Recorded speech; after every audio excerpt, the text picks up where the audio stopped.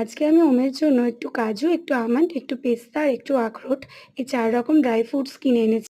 এই সময় ছোট বাচ্চাদের ড্রাই ফ্রুটস খাওয়াটা খুবই প্রয়োজন। এটা ওদের ব্রেন ডেভেলপমেন্টে সাহায্য করবে।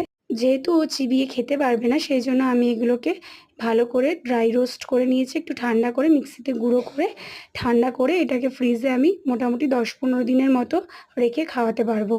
তো আজকে ইভনিংয়েই আমি ওকে মাখনা খাওয়াবো ভাবলাম। তো মাখনাটা আমি একটু ঘিতে রোস্ট করে নিয়েছিলাম ভালো করে। তারপর মিক্সিতে মাখনাটা নিয়ে একটু গুঁড়ো করে নিয়েছি।